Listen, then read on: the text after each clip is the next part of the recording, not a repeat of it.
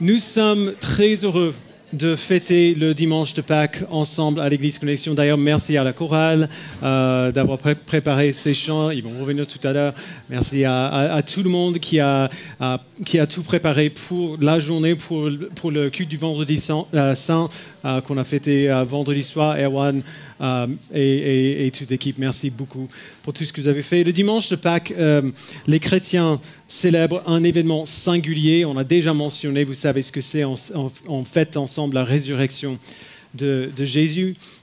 Le dimanche de Pâques est généralement le jour où les prédicateurs vont prêcher leurs messages les plus faciles et accessibles.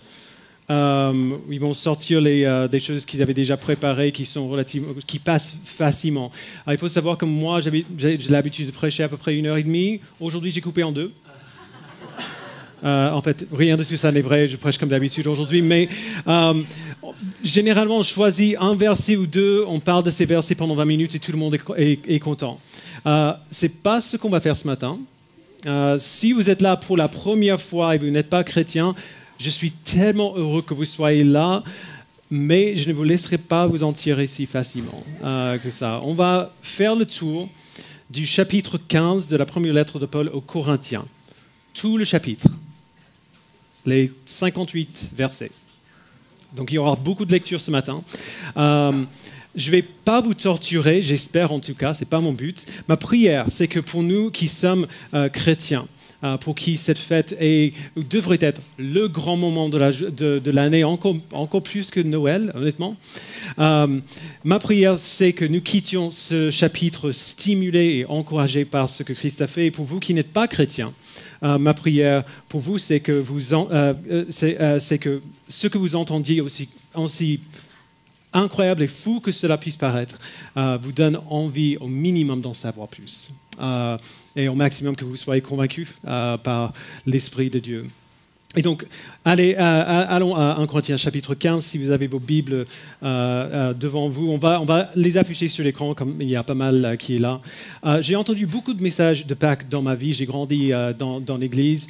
On célèbre la résurrection de Christ et c'est excellent. C'est exactement ce qu'il faut faire et c'est pour cela que je suis tellement content qu'on a commencé aujourd'hui par ces lectures où on voit ce qui s'est passé. Mais je me souviens encore de quand j'étais ado. Et on parlait de toutes ces choses qui s'étaient passées. C'était très beau, c'était émouvant, c'était « waouh, c'est génial ». Mais je me posais toujours la même question. Pourquoi ? Pourquoi la résurrection de Christ est-elle si importante ? On peut comprendre pour la mort de Christ peut-être. Si on a un minimum de connaissances de la Bible, on comprend pour Noël parce qu'il y a des cadeaux. Mais pourquoi est-ce que la résurrection est tellement importante? Quelle différence est-ce qu'elle fait? Pas en théorie, mais dans les faits, dans notre vie. Quelle différence est-ce que ça fait? J'entendais beaucoup de jolis mots, mais je ne voyais pas le lien entre ces jolis mots, et cette histoire et ma vie. Alors, pour moi, c'était juste une journée où les gens qui n'avaient pas l'habitude de venir à l'église venaient, où tout le monde s'habillait très beau, d'ailleurs. Il n'y a personne qui va le battre en termes vestimentaires aujourd'hui. Il dort maintenant, mais qu'est-ce qu'il est beau aujourd'hui. Où tout le monde était là, tout le monde chante, et c'est très bien. Mais Pâques est beaucoup, beaucoup plus que ça. Beaucoup plus que ça. Et dans 1 Corinthiens 15, Paul nous dit pourquoi, ou au moins il nous raconte une des grandes raisons.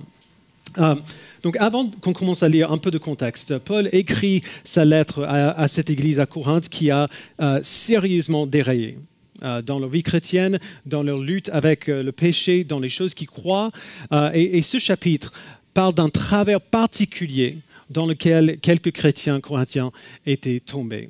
La Bible nous dit que nous sommes tous des pécheurs, ça veut dire que nous sommes rebellés contre Dieu, et que dans son amour, Dieu a envoyé son Fils, Jésus-Christ, qui a vécu une vie parfaite, qui est mort pour notre péché, qui est ressuscité 3 jours plus tard, ou le 3e jour, et qui est monté au ciel dans son corps, et qui reviendra un jour pour prendre tous ceux qui ont la foi en lui, les amener vivre avec lui pour toujours. Toute la foi chrétienne tourne autour de cette vérité centrale qu'on va revoir dans un instant. Le problème, c'est que ces gens à Corinthe avaient des idées erronées sur comment cette vie éternelle avec Christ allait se passer. Ils croyaient que Jésus était bien ressuscité d'entre les morts, mais que ça ne se passerait pas comme ça pour les chrétiens. Il y a encore, en fait, c'est marrant, il y a encore beaucoup de chrétiens qui croient ça aujourd'hui. Notre idée de ce qui va se passer après la mort et après le retour de Christ est assez floue. Un grand nombre de chrétiens, jusqu'à un quart des chrétiens, selon les sondages, ne croient pas qu'on aura des corps physiques au paradis. On s'imagine presque dans un dessin animé. Tu sais, où les gens sont assis sur les nuages en train de jouer à la harpe. Et ma belle-mère, athée confirmée, a toujours dit qu'elle trouvait l'idée du paradis affreux, parce que ce serait tellement ennuyeux. Qu'est-ce qu'on va faire pendant toute l'éternité? Et j'avoue que si c'est ça, son idée du paradis, je suis d'accord avec elle. Ce serait horrible.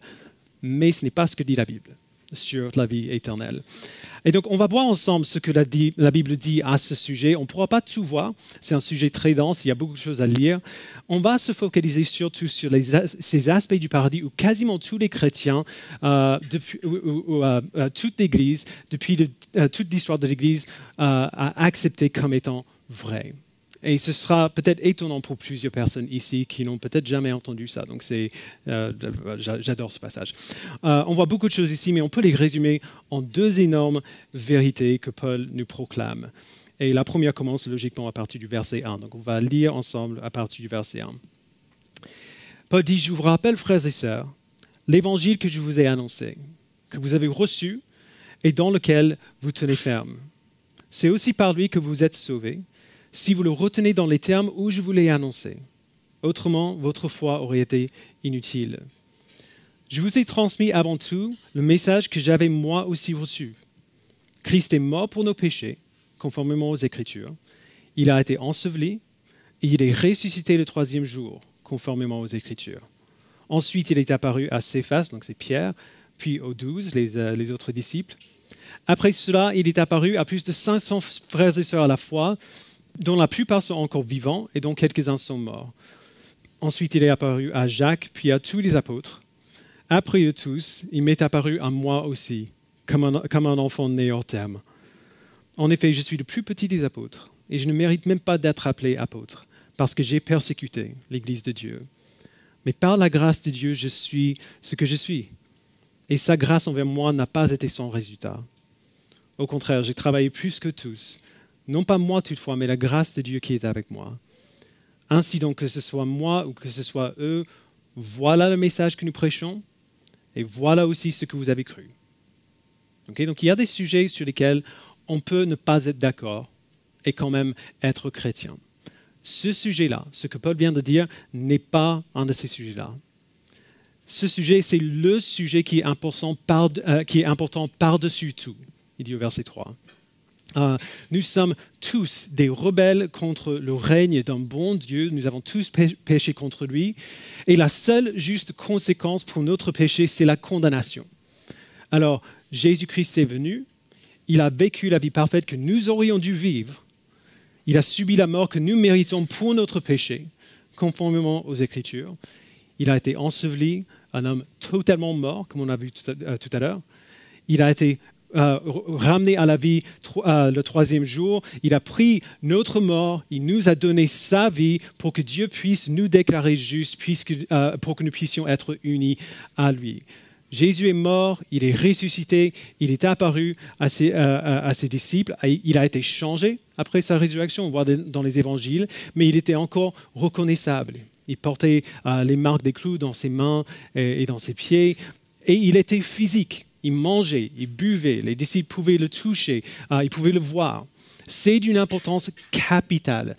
Jésus-Christ a vraiment vécu, il est vraiment mort et il est vraiment ressuscité. C'est pour ça qu'on dit ça. Christ est ressuscité.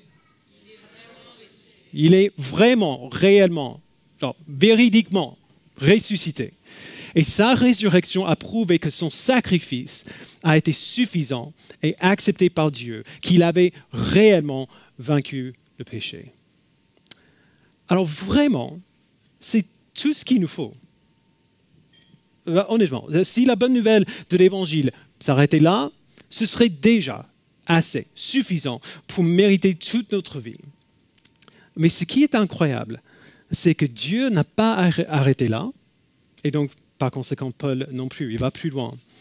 Essentiellement, tout ce qui vient après, c'est la cerise sur le gâteau. C'est une bonne nouvelle ajoutée par-dessus une bonne nouvelle, ou la bonne nouvelle plutôt. Dieu n'était pas obligé d'aller aussi loin dans sa grâce, il a fait seulement parce qu'il est bon, pour sa gloire.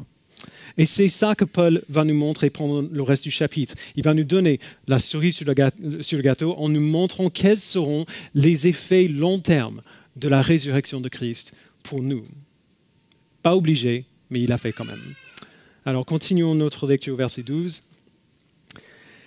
Il dit « Or, si l'on prêche que Christ est ressuscité, comment quelques-uns parmi vous peuvent-ils dire qu'il n'y a pas de résurrection des morts ? S'il n'y a pas de résurrection des morts, Christ non plus n'est pas ressuscité. Et si Christ n'est pas ressuscité, alors notre prédication est vide, et votre foi aussi. Il se trouve même que nous sommes de faux témoins vis-à-vis de Dieu, puisque nous avons témoigné contre Dieu qu'il a ressuscité Christ. Or, il ne l'a pas fait si les morts ne ressuscitent pas. En effet, si les morts ne ressuscitent pas, Christ non plus n'est pas ressuscité. Ce que Paul est en train de dire là, c'est simplement que Jésus-Christ était réellement un homme. Si les êtres humains ne ressuscitent pas, Christ n'est pas ressuscité parce que Christ était bel et bien un être humain. C'est tout ce qu'il dit. Verset 17. Or, si Christ n'est pas ressuscité, votre foi est inutile. Vous êtes encore dans vos péchés. Et par conséquent, ceux qui sont morts en Christ sont aussi perdus, genre de manière permanente pour toujours. Verset 19. Si c'est pour cette vie seulement que nous espérons en Christ, nous sommes les plus à plaindre de tous les hommes. Vous voyez, les chrétiens ont tendance à placer toute l'emphase sur la mort de Jésus, comme si sa mort était la seule chose qui comptait. Nous sommes des pécheurs, des rebelles contre Dieu qui ont rejeté Dieu et nous sommes tous séparés de Dieu à cause de cette rébellion. Et à la croix, c'est vrai, Jésus a pris notre péché sur lui-même, il s'est fait punir à notre place pour ce péché. C'est vrai et c'est merveilleux et on doit absolument affirmer ça. Comme Paul dit, c'est de première importance. Mais voici le truc. Sans sa résurrection, sa mort ne veut rien dire. Sans la résurrection, Jésus n'était qu'un homme. Il n'était pas le Fils de Dieu. Sans la résurrection, Jésus était un homme comme les autres. Il est maintenant un tas de poussière dans un tombeau à Jérusalem. Sans la résurrection, on n'a aucune raison de croire en lui. Si c'est vrai que Jésus est toujours mort, tout ce qu'on croit aujourd'hui n'est que fumée. Nous sommes toujours sous la colère de Dieu contre nos péchés et nous sommes toujours sans espoir. Merci Seigneur que ce n'est pas ça ce qui s'est passé. Verset 20. Mais en réalité, Christ est ressuscité, précédant ainsi ceux qui sont morts. En effet, puisque la mort est venue à travers un homme, c'est aussi à travers un homme qu'est venue la résurrection des morts. Alors, pour avoir un peu de contexte de quoi il parle dans ce verset, si on se souvient de l'histoire, le premier homme, l'histoire de la création, Adam, le premier homme s'est rebellé contre Dieu et quand il a fait cela, son péché a infecté toute l'humanité qui viendrait après lui. C'est comme ça que la mort est venue à travers un homme. Mais Dieu avait un plan, avant même d'avoir créé le monde, de vaincre le péché et la mort. Et cette victoire-là est aussi venue à travers un homme. Donc le péché est venu à travers un homme, la victoire aussi contre le péché est venue à travers un homme, Jésus-Christ. À travers un homme, la mort est venue et à travers un homme, la vie éternelle est venue. Jésus est le premier homme qui est passé par ce processus de mourir et de ressusciter à la vie éternelle. Il y a d'autres personnes qui étaient ressuscitées avant, mais ils étaient morts après. Jésus est le premier à passer par la mort et à ressusciter à la vie éternelle dans son corps. Et quand on dit que quelque chose arrive en premier, qu'est-ce qu'on veut dire? Eh bien, s'il y a un premier, il va y avoir d'autres. Il va y avoir un deuxième au moins, un troisième, quatrième, et ainsi de suite jusqu'à, on ne sait pas combien. Verset 22. Et comme tous meurent en Adam, de même aussi tous revivront en Christ, mais chacun à son propre rang. Christ en premier, puis ceux qui appartiennent à Christ lors de son retour. Pour le dire autrement, ce qui s'est passé à Jésus se passera aussi pour tous ceux qui appartiennent à Christ. C'est ça qu'il veut dire quand il dit de même aussi tous revivront en Christ. Si ça s'est passé pour lui, ça se passera pour chaque homme, chaque femme, chaque enfant qui place leur foi en lui, qui lui appartient. À son retour, ceux qui lui appartiennent ressusciteront eux aussi, comme lui-même il est ressuscité. Verset 24, ensuite viendra la fin, quand il remettra le royaume à celui qui est Dieu et Père, après avoir anéanti toute domination, toute autorité, toute puissance. En effet, il faut qu'il règne jusqu'à ce qu'il ait mis tous ses ennemis sous ses pieds. Le dernier ennemi qui sera anéanti, c'est la mort. Dieu, en effet, a tout mis sous ses pieds. Mais lorsque Dieu dit que tout lui a été soumis, il est évident que c'est à l'exception de celui qui lui a soumis toutes choses. Lorsque tout lui aura été soumis, alors le Fils lui-même se soumettra à celui qui lui a soumis toutes choses, afin que Dieu soit tout en tous. Hyper compliqué. Je ne vais même pas essayer de décortiquer tout ça pour vous aujourd'hui, on n'a pas le temps. Mais allez relire, c'est assez impressionnant quand on il parle en français simple, mais quand on voit un peu le boucle qu'il fait là, c'est juste une manière de dire Dieu va régner, règne sur toutes choses et un jour tout le monde verra que Dieu règne sur toutes choses. Verset 29. S'il en était autrement, que feraient ceux qui se font baptiser pour les morts? Si les morts ne ressuscitent en aucun cas, pourquoi se font-ils baptiser pour eux? Et nous, pourquoi affrontons-nous à toute heure le danger? Chaque jour, je risque la mort. Aussi vrai, frères et sœurs, que vous faites ma fierté en Jésus-Christ, notre Seigneur. Si c'est dans une perspective purement humaine que j'ai combattu contre les bêtes à Éphèse, quel avantage m'en revient-il? Si les morts ne ressuscitent pas, alors mangeons et buvons, puisque demain nous mourrons. Ne vous y trompez pas, les mauvaises compagnies corrompent les bonnes mœurs. Revenez à votre bon sens, comme il convient, et ne péchez pas, car certains d'entre vous ne connaissent pas Dieu. Je le dis à votre honte. Alors, il faut prendre un instant pour souffler et voir ce qu'il est en train de dire là. Tout d'abord, surtout le verset 34 devrait nous secouer un peu. Parce qu'il écrit cette lettre à une église. Il n'écrit pas cette lettre pour des non-chrétiens. Il écrit cette lettre à des gens qui disent avoir la foi en Christ, qui ont professé leur foi, qui sont pour souvent d'entre eux baptisés, qui se disent chrétiens. Et il dit, revenez à votre bon sens comme il convient et ne péchez pas, car certains d'entre vous ne connaissent pas Dieu. Je le dis à votre honte. Donc ça, c'est la première chose. Après, dans ce passage, Paul essaie de faire autre chose encore. D'abord, il essaie d'expliquer pourquoi cette idée que les chrétiens ne seront que des esprits au paradis, que nous n'aurons pas de corps après le retour de Christ. Pourquoi cette idée est tellement dangereuse? Il dit, si nous ne serons pas ressuscités, physiquement ressuscités dans des corps, dans nos corps, alors Jésus non plus ne l'a pas été, ce qui veut dire que notre foi est inutile. Et si notre foi est inutile, il vaut mieux qu'on ne perde plus notre temps à vivre pour lui. Franchement, il y a de meilleures choses à faire que de vivre pour Christ si Christ n'est pas ressuscité. Mangeons, buvons parce que ça ne durera pas. C'était dangereux d'être chrétien à l'époque, comme c'est encore dangereux aujourd'hui dans certains endroits du monde. Les gens mouraient pour leur foi. Mais si nous ne serons pas ressuscités, alors Jésus n'a pas été ressuscité non plus. Et donc, ça sert à quoi de souffrir ainsi? Ça sert à quoi de vivre pour lui? Ça sert à quoi de lutter contre le péché? De dire non à certaines choses et de poursuivre d'autres choses? Ça sert à quoi Si Christ n'est pas ressuscité, il n'existe pas, ou il n'est pas le Fils de Dieu. Donc ça sert à quoi? Mais là, Paul revient, là où il a commencé, en disant, mais Jésus est ressuscité. Il est vivant.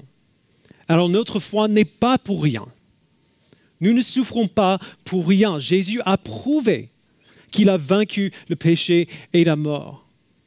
Parce qu'il a été ressuscité, nous aussi seront ressuscités de la même manière. Et voilà son premier grand point, la première grande vérité qu'il veut annoncer ici, et c'est que la résurrection de Christ assure notre résurrection. Voici la promesse. Au retour de Christ, nous serons ressuscités et nos corps, ces corps que nous avons aujourd'hui, seront renouvelés, rendus parfaits avec tous les effets du péché enlevés. Nous ne serons plus jamais malades, il n'y aura plus de douleur, plus de mort, et nous vivrons pour toujours dans ces corps parfaits, dans un monde parfait, un monde physique comme nos corps. Alors pourquoi est-ce que c'est une bonne nouvelle? Ce n'était pas obligé, ce serait génial de vivre en tant qu'esprit avec Dieu. Pourquoi est-ce que c'est une bonne nouvelle que nous ressusciterons comme lui? Il y a des tas de raisons. Il y a beaucoup de choses qui ne vont pas dans ce monde, mais il y a quand même beaucoup de choses qu'on aime ici. On est d'accord? J'aime les montagnes. J'aime les arbres. J'en parlais avec Zélie dans la voiture ce matin. J'aime bien les arbres. J'aime le soleil. J'aime de la bonne nourriture. C'est une nouvelle merveilleuse de savoir que nous ne perdrons rien de tout ça. Nous n'allons pas devoir perdre ce qu'on aime ici, mais que nous pourrons garder ces choses et dans une version encore meilleure, une version qui est libérée, purifiée des effets du péché. Un monde libéré de la maladie, de la décomposition, de l'impureté morale et des catastrophes naturelles. Et si vous êtes ici ce matin et vous êtes malade, si vous avez un handicap, si vous luttez avec de la douleur constante, je parle physique, cette promesse est d'un réconfort incroyable. Le corps qui combat contre vous ce matin, ce corps sera guéri, de la manière la plus complète qui soit. Il sera parfaitement et éternellement guéri, absolument parfait. Quand tu te regarderas dans le miroir, ce sera bien toi, mais il n'y aura plus jamais une seule expression de douleur sur ton visage pour le reste de l'éternité. Quelle merveilleuse nouvelle pour nous. Que nous serons... on a du mal à imaginer le paradis, ça ne devrait pas être si difficile que ça. Nous voyons autour de nous toutes ces choses que nous verrons encore une fois qu'on sera avec lui, sauf infiniment meilleur. Infiniment meilleur. La résurrection de Christ assure notre résurrection. Voilà la première vérité incroyable ici. La deuxième est quand même reliée, mais commence au verset 35.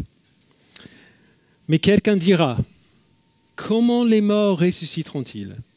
Et avec quel corps reviennent-ils? Ça, c'est la question qu'on pose aujourd'hui, qu'on poserait, qu'on m'a posé souvent quand on commençait à discuter de ce sujet. Et malgré tout, c'est une bonne question. Alors pour y répondre, Paul se sert de l'image des graines qui sont semées et qui deviennent des plantes. Les graines sont sèches, il n'y a pas de vie en elles, mais si elles restent sur une étagère quelque part, il n'y a rien qui se passe. Mais si on plante les graines dans de la terre, si on les arrose, on leur donne de la lumière, dans quelques temps, on aura autre chose. On aura quelque chose de nouveau. Verset 36, j'adore Paul. Homme dépourvu de bon sens. Vous posez cette question, je dis que c'est une bonne question, Paul dit que c'est une question bête. Ce que tu sèmes, il dit, ne peut reprendre vie que s'il meurt. Et ce que tu sèmes, ce n'est pas la plante qui poussera, C'est une simple graine, un grain de blé peut-être, ou d'une autre semence. Puis Dieu lui donne encore comme il le veut. Et à chaque semence, il donne encore qui lui est propre. Les êtres vivants n'ont pas tous la même nature, mais autre est la nature des hommes, autre celle des quadrupèdes, autre celle des oiseaux, autre celle des poissons. Il y a aussi des corps célestes et des corps terrestres. Mais l'éclat des corps célestes est différent de celui des corps terrestres. Autre est l'éclat du soleil, autre l'éclat de la lune, autre l'éclat des étoiles. Chaque étoile diffère même en éclat d'une autre étoile. C'est aussi le cas pour la résurrection des morts. Et là, il parle de nouveau des morts humains. Le corps est semé corruptible, imparfait, pécheur. Il ressuscite incorruptible. Il est semé méprisable, il ressuscite glorieux. Il est semé faible, il ressuscite plein de force. Il est semé corps naturel, il ressuscite corps spirituel. S'il y a un corps naturel, il y a aussi un corps spirituel. C'est pourquoi il est écrit, le premier homme, Adam, devint un être vivant. Le dernier Adam, donc c'est Jésus, est un esprit qui communique la vie. Mais ce n'est pas le spirituel qui vient en premier, c'est le naturel. Ce qui est spirituel vient ensuite. Le premier homme tiré de la terre qui est fait de poussière, le second homme, le Seigneur, est du ciel. Tel est l'homme terrestre, tels sont aussi les hommes terrestres. Et tel est l'homme céleste, tels seront aussi les hommes célestes. Et de même que nous avons porté l'image de l'homme fait de poussière, nous porterons aussi l'image de celui qui est venu du ciel. Alors, Paul semble tourner un peu en rond ici, mais il le fait pour bien qu'on comprenne son point. Il nous donne 2 points de référence. L'homme de poussière, Adam, et l'homme qui est venu du ciel, Jésus. On sait ce que Adam nous a donné. À cause de sa rébellion contre Dieu, il a fait que nous soyons tous rebelles. Par son péché, il a fait que nous soyons tous des pécheurs. Et ce péché nous a donné ces corps que nous avons actuellement, qui tombent malades, qui ont mal, qui vieillissent et qui meurent. À chaque fois que tu as un rhume, à chaque fois que tu fais des insomnies, bienvenue au club, et que tu es fatigué, à chaque fois que tu te sens vieillir, souviens-toi d'où ça vient. Ça vient d'Adam. Ça vient du péché. C'est ça qu'on a reçu de l'homme fait de poussière. Qu'est-ce que nous recevons de l'homme, celui qui est venu du ciel? Alors ça, on l'a déjà vu tout à l'heure. Ce qui lui est arrivé, nous arrivera aussi. Tout comme il est ressuscité, nous serons aussi ressuscités. Son corps a été semé, entre guillemets, corruptible, c'est-à-dire il était susceptible aussi à la maladie, à la douleur, à la mort. Il est ressuscité incorruptible. Physique, mais incorruptible. Plus jamais sujet à la maladie ou la douleur ou la mort. Mais comment est-ce que c'est possible? Comment Dieu peut prendre les cendres de quelqu'un qui a été incinéré il y a des milliers d'années, peut-être même des cendres qui ont été jetées à la mer, et les rassembler dans un corps encore meilleur que le précédent et remettre de la vie dans ce corps? C'est pas pour rien que Adam s'appelle l'homme de poussière, qu'il est fait de poussière et qu'il revient à la poussière à sa mort. Ça devrait être impossible. Mais avec Dieu qui a tout créé à partir de rien, tout est possible. Verset 50. Ce que je veux dire, frères et sœurs, c'est que notre nature actuelle ne peut pas hériter du royaume de Dieu et que ce qui est corruptible, donc périssable, n'hérite pas non plus de l'incorruptibilité. Voici, je vous dis, un mystère. Nous ne mourrons pas tous, mais nous tous serons transformés. En un instant, en un clin d'œil, au son de la dernière trompette. La trompette sonnera, alors les morts ressusciteront incorruptibles et nous serons transformés.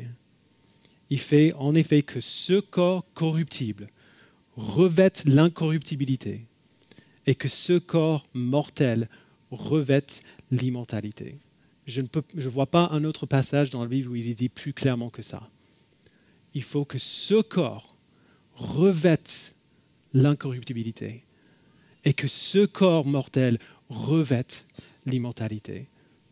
Ce n'est pas qu'il change de corps, c'est que le corps change. Certaines personnes qui ont la foi en Christ seront encore vivantes à son retour. Et en un instant, ils seront transformés, renouvelés. Et en même temps, les morts ressusciteront et eux aussi seront transformés, renouvelés. Leurs cellules décomposées et dispersées seront rassemblées et rendues parfaites comme celles de Jésus-Christ lui-même. Ça ne devrait pas être possible. Les êtres périssables ne devraient pas pouvoir devenir impérissables.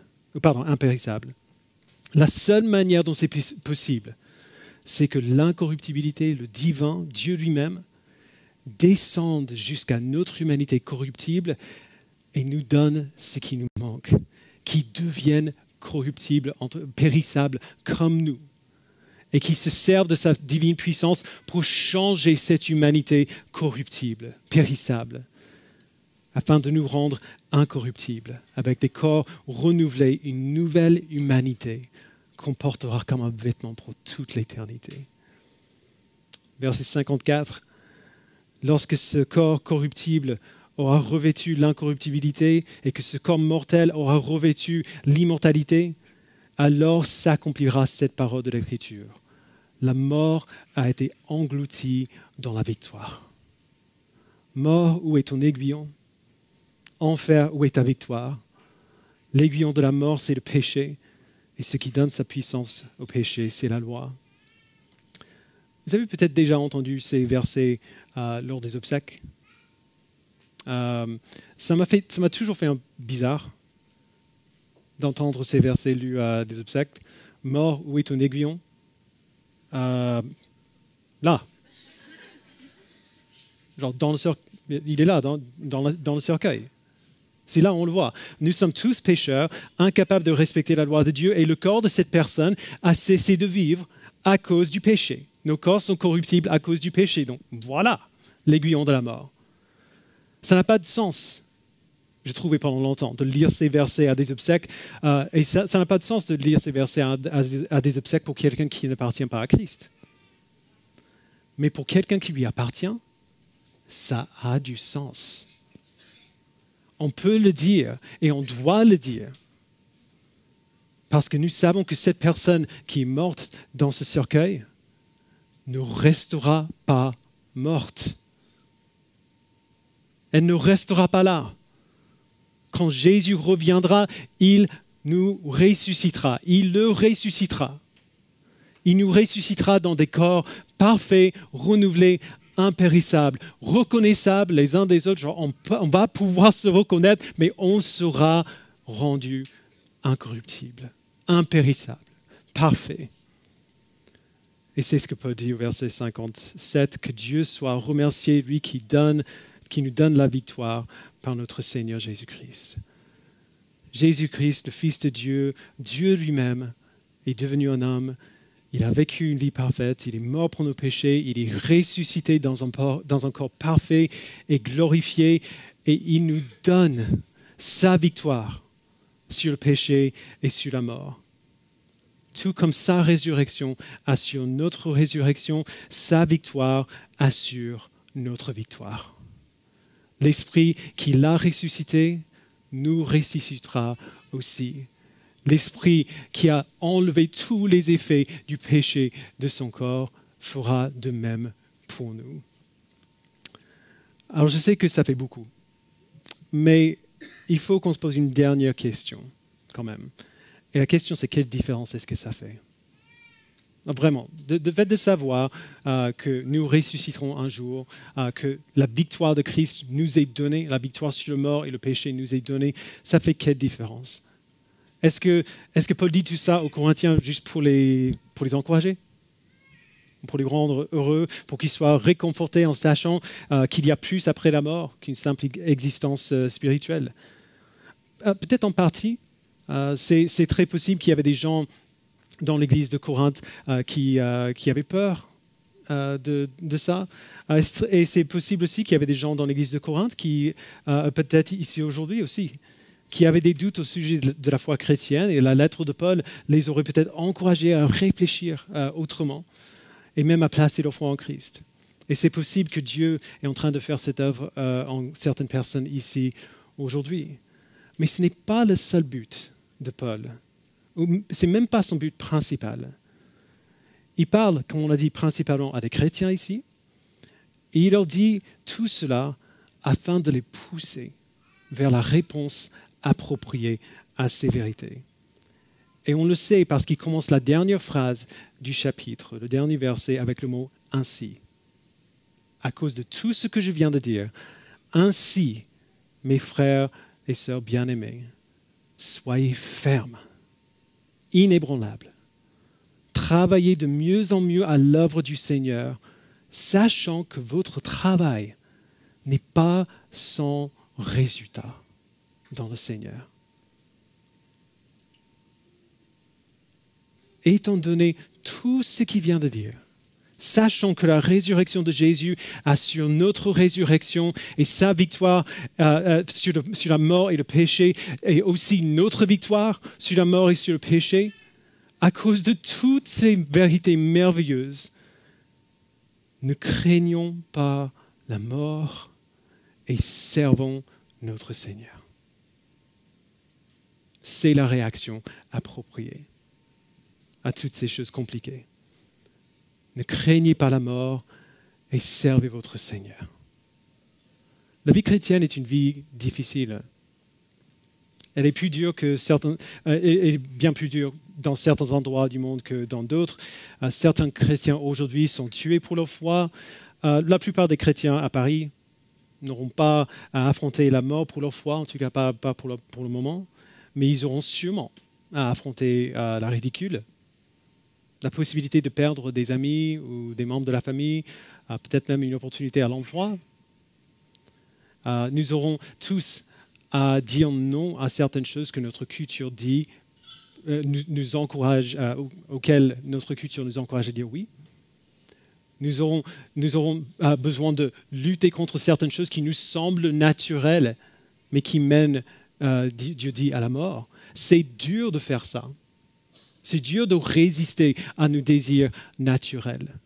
Surtout quand on ne comprend pas tout à fait en quoi c'est mauvais. Ce qui arrive souvent.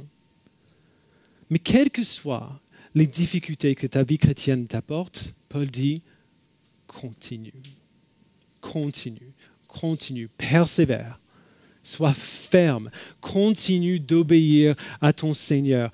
Mets ton péché à mort, chaque jour, chaque minute.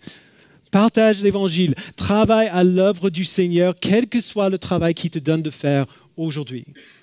Et fais-le. Fais-le, genre travaille dur, sans relâche, inébranlable, parce que tu sais que ton travail n'est pas en vain. Il n'est pas sans résultat. La douleur que tu subis aujourd'hui, peu importe ce qu'elle est, n'est rien par rapport à ce que tu gagneras autour de Christ. Mais rien. Dans 10 millions d'années, quand nous serons toujours en train de célébrer notre Seigneur, les uns avec les autres, de travailler ensemble pour sa gloire, de voir des choses qu'on n'avait même pas imaginé voir sur notre terre actuelle. Le petit siècle peut-être qu'on est passé sur cette terre pendant cette vie aujourd'hui, ce sera comme un mauvais rêve. Donc, je me souviens même plus de ce que j'ai fait l'année dernière. Nous souffrons aujourd'hui, mais nous persévérons. Nous restons fermes, inébranlables. Notre souffrance dans l'obéissance est difficile, mais ce n'est que nos muscles qui brûlent. C'est un rappel que nous allons quelque part. Cette douleur que nous ressentons quand nous luttons contre le péché, quand on a peur de partager l'évangile avec quelqu'un, quand on ressent la douleur d'avoir perdu une amitié ou un membre de la famille à cause de notre foi, c'est un rappel que nous ne sommes pas faits pour ici, que nous allons quelque part, nous travaillons vers autre chose. Un jour, nous serons avec lui, un jour, nous serons comme lui. Jésus a vécu, il est mort, il est ressuscité, afin que nous vivions et mourions et ressuscitions avec lui, afin qu'on le voie physiquement, qu'on entende sa voix, qu'on le touche, qu'on le connaisse, qu'on le glorifie pour toujours. Et c'est ça l'essentiel. Ce serait vraiment tentant pour nous de lire ce passage et de le centrer sur nous, parce que Paul parle beaucoup de nous ici, de penser à nous-mêmes comme des futurs super-héros, parce qu'on aura des corps glorifiés comme Christ. Genre, je pourrais apparaître dans une pièce où la porte est fermée, je pourrais voler. Quand Jésus est monté au ciel, peut-être moi aussi. Hey. C'est tentant de réfléchir comme ça, et ce n'est pas mauvais nécessairement de penser à ces choses, mais c'est dangereux d'imaginer que puisque Dieu nous a promis toutes ces choses, quelque part nous les méritons. Quelque part c'est normal que toutes ces choses nous sont promises. Il faut toujours garder en tête, à chaque fois qu'on lit la Bible d'ailleurs, que ce passage, que toute la Bible ne parle pas principalement de nous.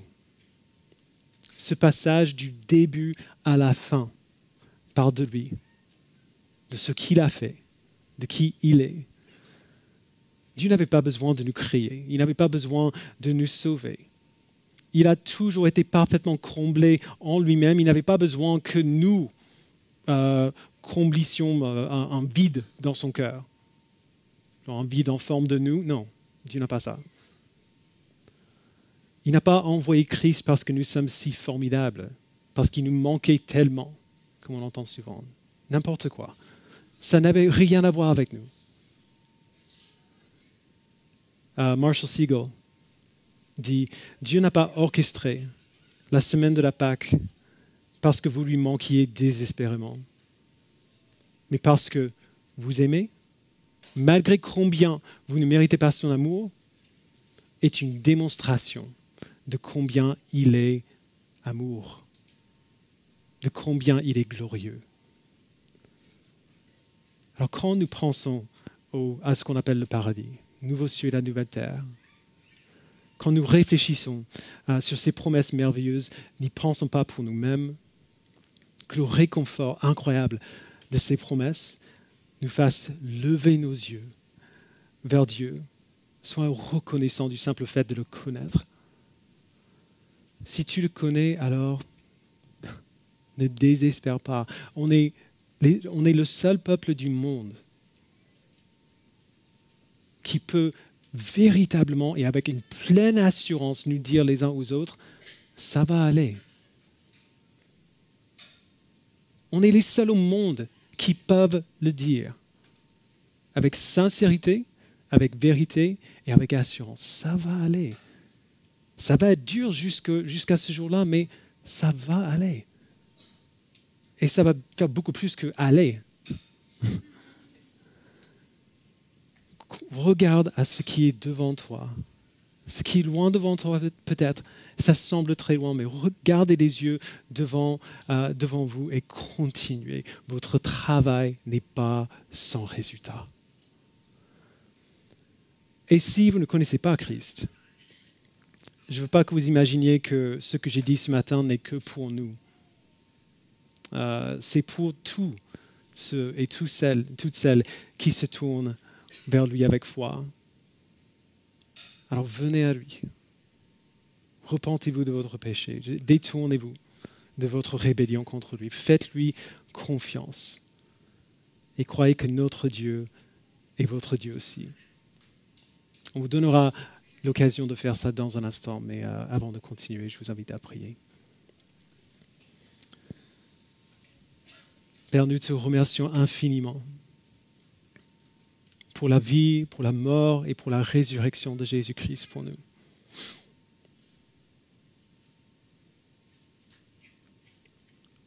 C'est vraiment difficile. C'est vraiment difficile de ne pas seulement penser à nous-mêmes quand on pense à ce que tu as fait. Parce que tu l'as fait pour nous. Tu nous aimes. Tu as fait cela et par conséquent, nous te connaissons Nous vivrons avec toi pour toute l'éternité et nous en sommes tellement reconnaissants. C'est vraiment difficile parfois de ne pas focaliser toute notre attention dans cette bonne nouvelle sur nous-mêmes. Alors aide-nous, Père, à voir l'immensité de ce que tu as fait pour nous et puis de lever nos yeux vers toi et dire merci, merci, merci, que toute notre vie ne soit que ça. Merci, merci, merci. Qu'on continue et qu'on lutte contre le péché dans la joie de savoir pourquoi on le fait. Qu'on va quelque part. Que notre travail ne sera pas en vain. Que notre douleur ne sera pas en vain. Que notre lutte, notre persévérance ne seront pas sans résultat. Encourage-nous ce matin, Père, par ces promesses et permets-nous d'être émerveillés par ta bonté, émerveillés par ta grâce, émerveillés par ta gloire. Au nom de Jésus-Christ, nous le prions. Amen.